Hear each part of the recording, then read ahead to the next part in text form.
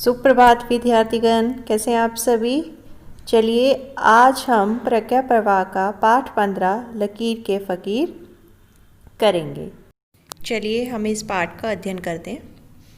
एक लालची व्यक्ति को सोने के सिक्कों से भरा हुआ एक कलश मिला। कलश अर्थात मिट्टी से बना हुआ घड़ा। वह जहाँ भी जाता था कलश अपने साथ रखता था। उसे डर था कि कोई उसका कलश उससे छीन ना ले।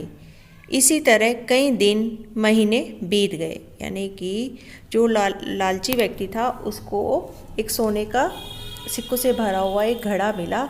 वो उसको डर रहता था कोई इससे ले ना ले, यानी वो कहीं भी जाता था उसको अपने साथ रखता था। ठीक है। कार्तिक माह का समय था। कार्तिक माह में नदियों का स्नान तथा उसमें दीपदान से बड़ा पुण्य प्राप्त होता है। गांव वाले कार्तिक पूर्णिमा को गंगा स्नान के लिए जा रहे थे। यानी कि सब अब कार्तिक के महीने में जो स्नान करते हैं ना, उसके लिए गंगा पर स्नान करने के लिए जाने के लिए योजना बना रहे थे। अब लालची व्यक्ति को पता चला कि उसके गांव वाले स्नान करने गंगा जी जा रहे हैं। उसकी भी इच्छा हुई कि गंगा जी का स्नान करने जाना चाहिए। यानी उसके भी मन में हुआ कि मुझे भी गंगा स्नान करने जाना चाहिए। उसके सामने सोने के सिक्कों से भरा हुआ कलश एक समस्या थी। यानी उसका मन तो बहुत था कि वो भी गंगा स्नान में करने जाए, परंतु उसको क्या समस्या थी, क्योंकि उसके पास क्या था, सोने के सिक्कों से भरा हुआ एक कलश था। वह कलश घर में भी नहीं रख सकता था। घर में चोरी होने का भय था। पड़ोसियों को भी नहीं सौंप सकता था। बेईमानी का डर था।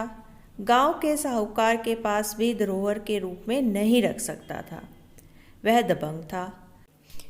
वापस नहीं देगा तो वह साहूकार का क्या कर लेगा। सभी ओर से समस्याओं को देखकर उसने कलश साथ ही ले जाने का निश्चय किया।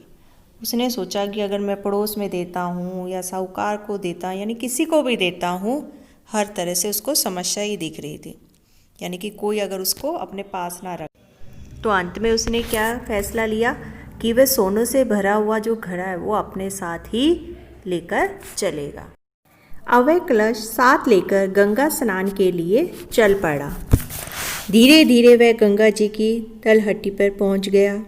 उसने सोचा गंगा स्नान करते समय कलश कोई उठाकर भाग गया तो सब कुछ नष्ट हो जाएगा। यानी कि वो वह गंगा स्नान के लिए भी चला गया, फिर भी उसके मन में ये था कि कहीं उसका सोने से भरा हुआ कलश चोरी ना हो जाए। उसके मन में एक विचार आया, क्यों ना हम इसी स्थान पर गड्ढा खोद कर कलश उसमें रख दें, ऊपर से बालू से ढक दें। यानी कि उसने सोचा क्यों ना मैं यहाँ पे एक गड्ढा खोदूँ और अपने सोने से भरे कलश को इसके अंदर दबा दें और ऊपर से क्या बालू अर्थात यानी रेत से उसे ढक दें। ऐसा करना अधिक उचित समझ उसने 3 फीट गहरा एक गड्ढा खोदा।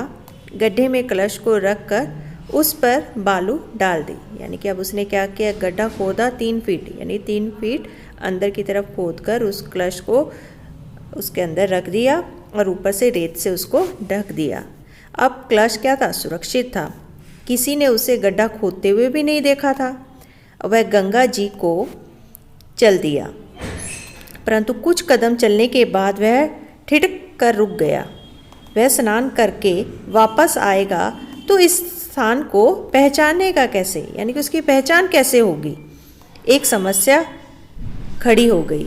वह वहीं बैठ गया, सोचने लगा क्या किया जाए।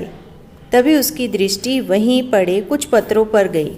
यानी कि उसने सोचा कि अगर मैं वापस गंगा स्नान करके आऊँगा तो मैं इस स्थान को कैसे पहचानूंगा जहाँ कि मैंने एक कलश छिपाया है। तो उसकी दृष्टि यानी कि पास के पड़े हुए कुछ पत्थरों के ऊपर गई। उसने कुछ पत्थर उठाए, ठीक से बड़े पत्थर नीचे और ऊपर एक क्रम छोटे छोटे पत्थर जमा कर रख दिए। पत्थरों को उसने इस ढंग से रखा था कि वह एक शिवलिंग का आकार बन गया। यानी कि पत्थरों को इस ढंग से रख दिया कि देखने में वो कैसा दिखाई दे रहा था, एक शिवलिंग की तरह। अब उसने क्या किया कि उन पत्थरों के ऊपर फूल भी चढ़ा दिए ताकि वो वापस आए तो उसे पता चल जाए कि उसका कलश वहीं पर है। लालची व्यक्ति अब निश्चित होकर गंगा स्नान करने के लिए चला गया। अब गंगा स्नान कर जब वो वापस आया तो उसने वहाँ क्या देखा कि सारा दृश्य क्या हुआ था, बदला हुआ था। उसके मुंह से निकला, अरे यह क्या। वहाँ अनेक स्थानों पर उसी प्रकार से पत्थरों को रखा गया था और पूजा की गई थी। कुछ परिवार तो अब भी उसी प्रकार से पत्थरों को रख रहे थे, तो कुछ पूजा करने की व्यवस्था कर रहे थे। अर्थात यानी जैसे उस व्यक्ति ने पत्थरों को रखा था, उस पर फूल चढ़ाए थे, शिवलिंग को बनाया था, वैसे ही अन्य परिवार भी उसी तरह पूजा कर रहे थे, यानी पत्थर भी उसी तरह रख रहे थे। हुआ यह है कि एक परिवार गंगा स्नान करने जा रहा था। उसी परिवार ने देखा कि कुछ पत्थर रखे हैं, उनकी पूजा की गई है। उस परिवार के बड़े सदस्य ने कहा, देखो यहाँ आकर इस प्रकार से जो शिवलिंग बनाता है और पूजा करता है तो भगवान शंकर जी उस पर शीघ्र प्रसन्न हो जाते हैं। यानी उस व्यक्ति ने जिस तरह उस पत्थरों को रखा था, यानी शिवलिंग बनाया था, यानी गंगा स्नान करते समय जाते समय किसी व्यक्ति ने उसको वैसे ही वहाँ जाते समय रास्ते में उसको देख लिया, तो उसने अपने परिवार के सदस्यों से कहा कि अगर कोई ऐसा ही शिवलिंग बनाकर उसकी पूजा करता है तो उसकी हर मनोकामना क्या हो जाती है, पूर्ण हो जाती है और उसको हर खुशी मिलती है। पूजा करने वाले को मन वांछित फल मिलता है। फिर क्या था, सभी ने एक एक करके शिवलिंग बनाए और पूजा की। पूजा अर्चना करके वह परिवार चला गया। इसी प्रकार परिवार आते रहे, शिवलिंगों की स्थापना होती रही। पूजा अर्चना करके सब जाते रहे। उसी स्थान पर अब सैकड़ों की संख्या में शिवलिंग स्थापित हो चुके थे। यानी कि जैसे जैसे उसने व्यक्ति ने बनाया था, वहाँ धीरे धीरे अनेक परिवार आते रहे, यानी सैकड़ों की संख्या में वहाँ पर क्या हो गए थे, शिवलिंग की स्थापना हो चुकी थी। अब क्या था, जो लालची व्यक्ति था वो अपना सिर पकड़कर बैठ गया, यानी कि वो बहुत परेशान हो गया। उसको समझ ही नहीं आ रहा था कि कौन से शिवलिंग के नीचे उसके कलश दबाया है।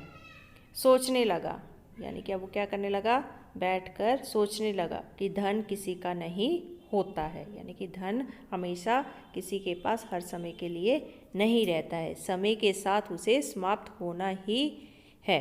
सो हो गया।